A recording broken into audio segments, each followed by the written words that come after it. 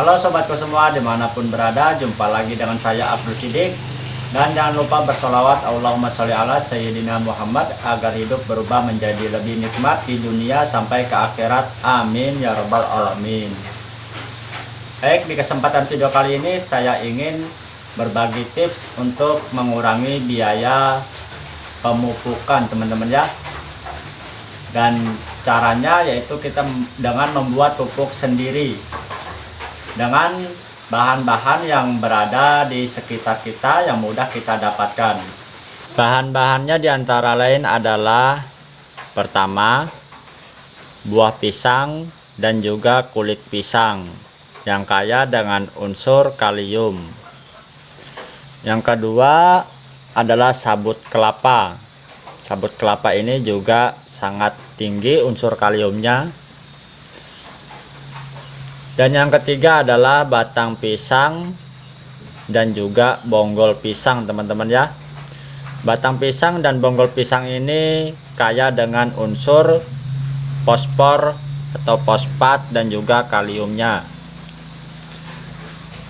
Dan di sini saya juga menyiapkan daun bambu yang sudah agak busuk. Daun bambu yang di bawah pohon bambu kita cari yang agak busuk, lalu kita cincang dan kita haluskan seperti ini. Ini juga tinggi dengan unsur kaliumnya teman-teman ya. Dan di sini juga saya sudah menyiapkan batok kelapa yang sudah saya bakar, tetapi bakar sampai menjadi arang seperti ini saja teman-teman ya, jangan sampai menjadi habu. Dan ini juga tinggi dengan unsur kaliumnya. Untuk nitrogennya saya hanya menyiapkan satu bahan saja teman-teman ya, yaitu sisa-sisa dari sayur dapur. Nah, ini berupa sayur bayam yang telah saya kumpulkan beberapa hari yang lalu. Jadi di pembuatan pupuk kali ini saya lebih memilih dan memperbanyak serta memperkaya unsur fosfor dan kaliumnya teman-teman ya. Untuk nitrogen hanya sebagai pelengkap saja. Dikarenakan pemupukan kali ini saya ingin membuat pupuk untuk tanaman kencur yang berada di kebun. Jadi saya ingin memupuknya dengan pupuk buatan sendiri. Untuk memperbesar umbi-umbi kencurnya saya lebih memperbanyak unsur fosfor dan juga kaliumnya teman-teman ya. Tetapi kita tidak tinggalkan juga unsur nitrogennya agar tanamannya terlihat lebih subur dan juga daunnya hijau. Untuk memperbesar umbi-umbi kencurnya kita perbanyak unsur fosfornya dan juga kaliumnya teman-teman ya. Dan di sini saya juga sudah menyiapkan, ini adalah air cucian beras teman-teman ya, untuk pelarutnya nanti. Air cucian beras ini juga sangat bagus untuk pembuatan POC. Selain itu juga saya sudah menyiapkan mol nasi basi. Cara pembuatannya masih belum saya share videonya teman-teman ya, masih belum saya buatkan videonya. Next, lain waktu saya akan buatkan video cara membuat mol nasi basi.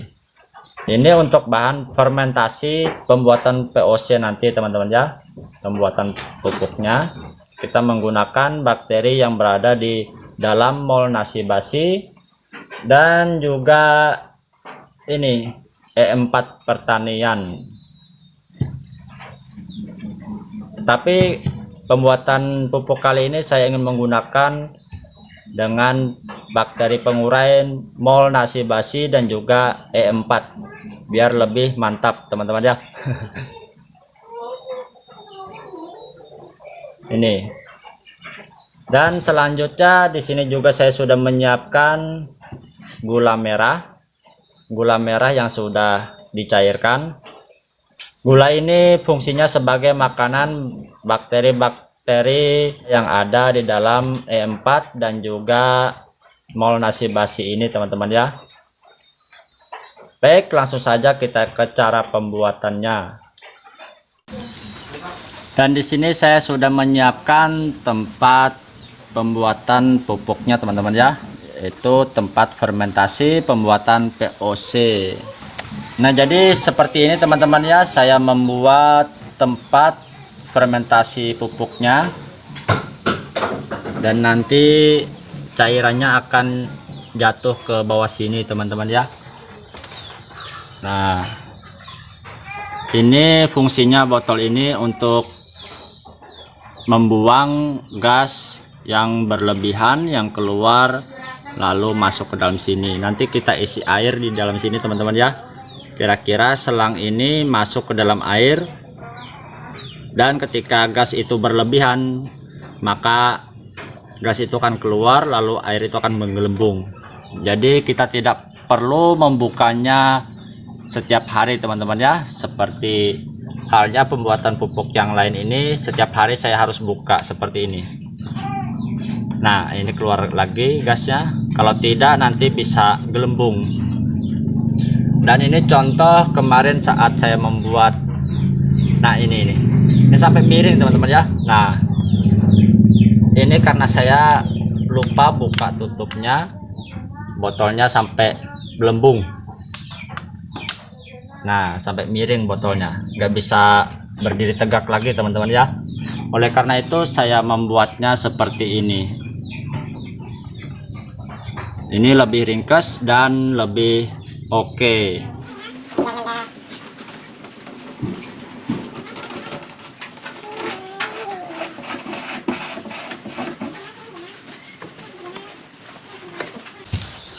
Langkah yang pertama, kita masukkan semua bahan-bahan yang telah kita siapkan. Saya akan masukkan terlebih dahulu batok kelapa yang sudah saya bakar teman-teman ya.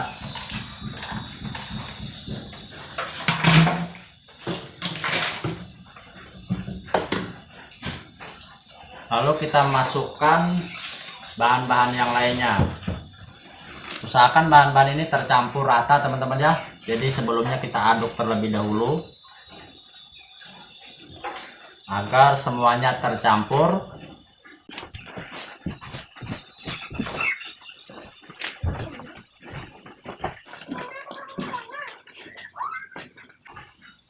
Setelah tercampur rata, maka kita masukkan semua bahan ini ke dalam tempat fermentasinya.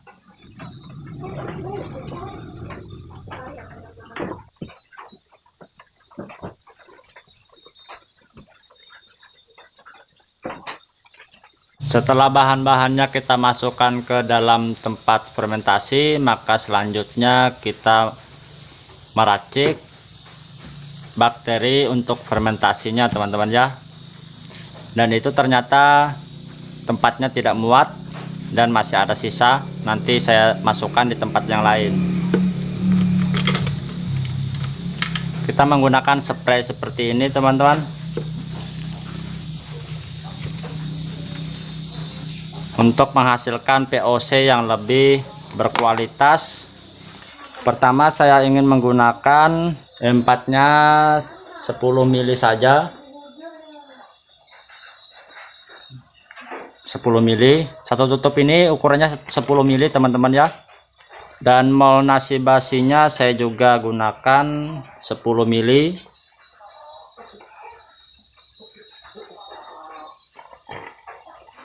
Dan gula merah yang sudah kita cairkan saya juga gunakan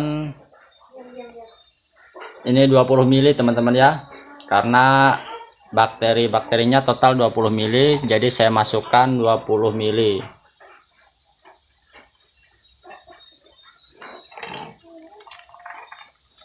Lalu kita masukkan air cucian beras, ini saya kumpulkan, lalu saya ambil endapan yang di bawah ini, yang air-air di atasnya sebagian saya buang.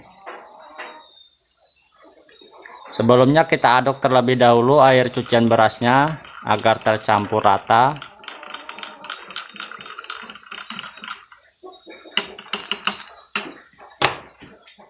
Dan saat memasukkan air berasnya kita saring teman-teman ya, agar tidak mempersulit saat penyemprotan di spray nanti.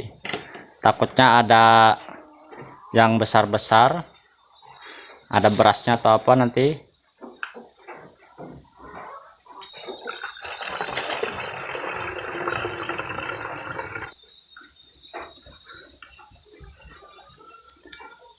Kita hanya gunakan separuhnya saja teman-teman ya.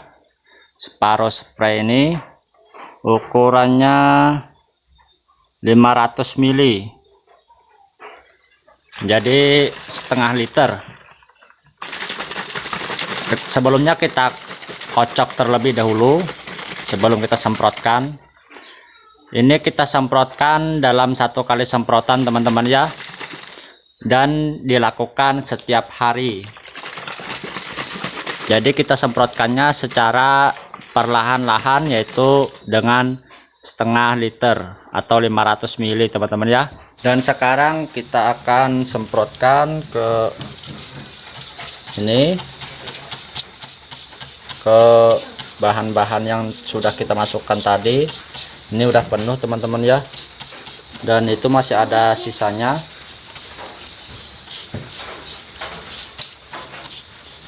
Kita semprotkan seperti ini setiap hari teman-teman ya. Kita semprotkan sampai habis setengah liter ini. Lalu nanti kita tutup dengan rapat dan kita masukkan ke sini selang pembuangan gasnya. Insya Allah setelah 2 atau 3 hari cairan itu akan keluar dan masuk ke dalam sini teman-teman ya. Tetapi ini saya bolonginya di atas sini, jadi kira-kira airnya udah bisa naik ke sini, baru bisa turun ke sini teman-teman ya. Kalau setengah liter mungkin masih di dalam sini.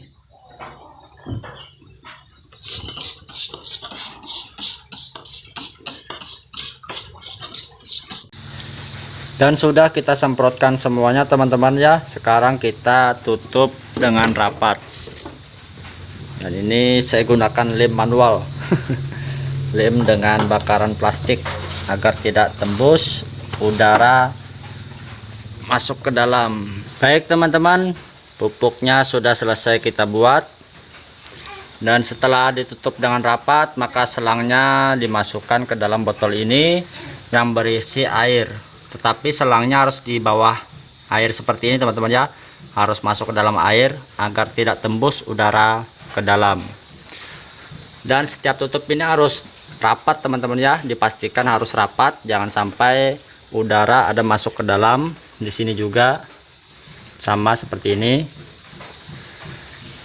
Ini yang basah hanya di atasnya saja masih. Nanti kalau sudah 2 atau 3 hari cairan itu akan menurun dan jika sini udah penuh nanti lalu turun ke sini teman-teman ya. Nah, dan di sini terjadilah VOC yang kualitasnya sangat oke. Baik, mungkin sampai di sini dulu video dari saya. Semoga video ini bermanfaat dan dapat menginspirasi teman-teman semua. Salam pecinta tanaman, salam berkebun. Semoga sehat selalu dan sukses bersama. Amin. Dadah.